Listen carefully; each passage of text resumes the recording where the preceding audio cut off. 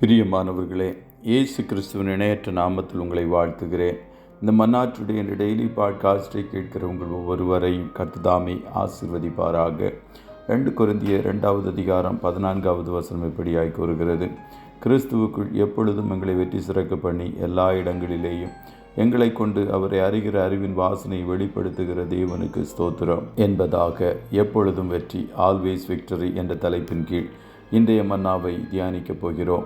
கடந்த நாட்களில் 20 over cricket போட்டியில் இந்தியா உலகக்கோப்பையை வென்றது. இதுபோல பிரேசில் அணி கால்பந்து போட்டியில் உலகக்கோப்பையை வென்றது. ஆனால் இந்த அணிகள் தான் எப்பொழுதும் வெற்றி பெறுமா என்று கேட்டால் அதற்கான பதில் இல்லை என்பதே. ஆனால் விசுவாசிகளாகிய நீங்கள் உங்கள் வாழ்க்கை என்னும் ஓட்டத்தில் எப்பொழுதும் வெற்றி பெற முடியும்.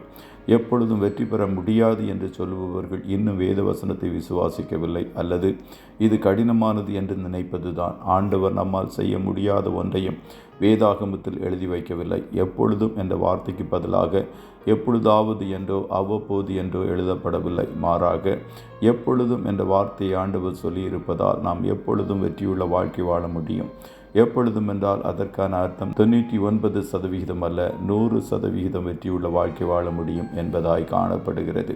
எப்படி நான் எப்பொழுதும் வெற்றியுள்ள வாழ்க்கை வாழ முடியும் என்ற கேள்வியை ஒருவேளை நீங்கள் கேட்கலாம். அதற்கான பதில் மேற்குறிப்பிட்ட வசனத்தில் முதல் வார்த்தையிலேயே இருக்கிறது. கிறிஸ்துவுக்குள் நாம் இருக்கும்போது எப்பொழுதும் வெற்றியுள்ள வாழ்க்கை வாழ முடியும். பாவத்தை மேற்கொள்ள முடியும். சாத்தானின் சதித்திட்டங்களை நிர்மூலமாக்க முடியும்.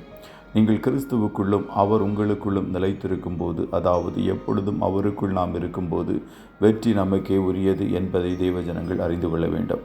வாழ்க்கையில் ஏதேனும் காரியத்தில் நான் தோற்றுப்போகிறேன் என்று நினைக்கிறீர்களா? நீங்கள் தோற்றுப்போக முடியாது. உங்களை அழைத்தவர் நீங்கள் எல்லா காரியங்களிலும் ஜெயமுள்ள வாழ்க்கை வாழ வேண்டும் என்பதே அவருடைய நோக்கம். ஆகையால் கிறிஸ்துவுக்குள் அவருடைய வார்த்தைக்குள் ஆழமாக வேரூன்றுங்கள்.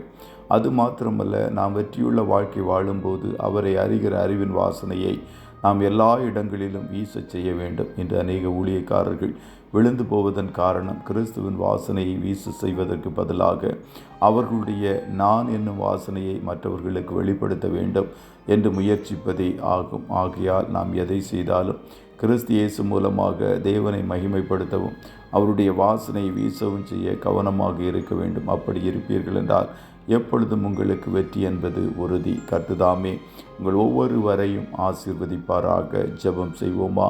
நல்ல தகப்பனே, உம்மை நன்றியோடு துதிக்கிறோம். இந்த மன்னாற்றுடைய என்ற டெய்லி பாட்காஸ்டை கேட்கிற முடிய பிள்ளைகள் ஒவ்வொருவரையும் கர்த்தர் ஆசீர்வதிப்பீராக.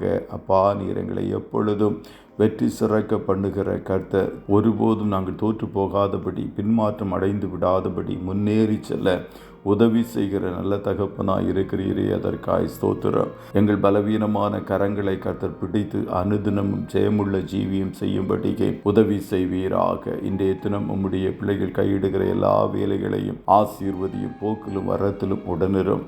காரிய சுத்தியை உண்டு பண்ணுவீராக. கண்மணி போல காத்தருளும்.